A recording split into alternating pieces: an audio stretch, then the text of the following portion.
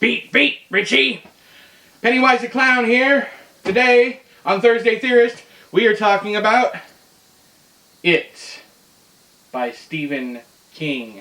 Okay, if you guys have watched any of my best of, the scariest, any of that stuff, It is on all the lists. It is one of the books of Stephen King that I am the most passionate about.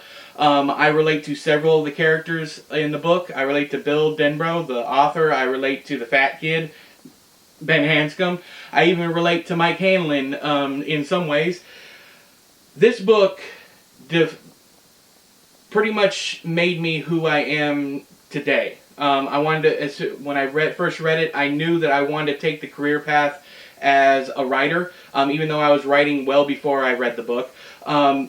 It felt like I lived with these kids, like I grew up with these kids. Sorry, I forgot I still had this thing on. Y'all like it? My mom made it. Anyways, so it is, in my opinion, the best novel ever written.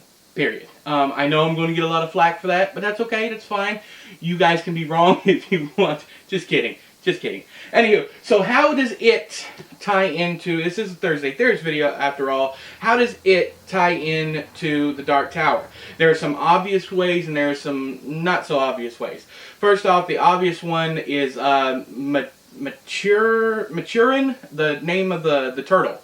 The turtle that vomited out the world. There's also another website that says that his name was Gan, G-A-N, something like that. He's also the creature that helps them defeat the entity It by talking to Bill and telling him to do the ritual of Chud or Chewed, whatever the heck it's called. Anywho, other tie-ins is let's see here.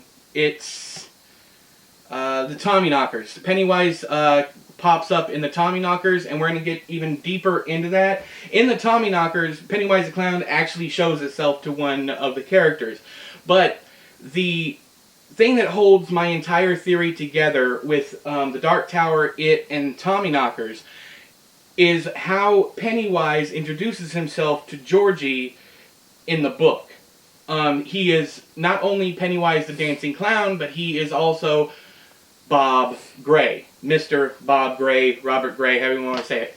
Now, if you go back to Night Shift, there's a short story in there called Gray Matter, wherein there's a shape-shifting something or other alien-type creature in that story. Now, that one is a Gray. Also, in the Tommyknockers and down here in Dreamcatcher, both of those books call the aliens Greys. So you have Pennywise in the Tommyknockers.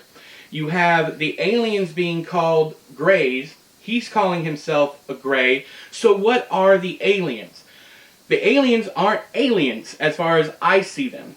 The aliens, the Greys, are demons from the Prim. We've discussed this over and over again, but there are just too many signs pointing to the Greys as being these, something other than just aliens. Now, other tie-ins to the the Kingverse, whatever you want to call it. Dick Halloran is actually mentioned in the book. I think he was the cook at the Black Spot. I think Belch is the one who pulls up to pick up Henry Bowers in no other than Christine, the 58 Plymouth Fury, I think it was. Let's see here, what other ones? Is mentioned in Dreamcatcher. There's spray paint on the wall that says Pennywise lives.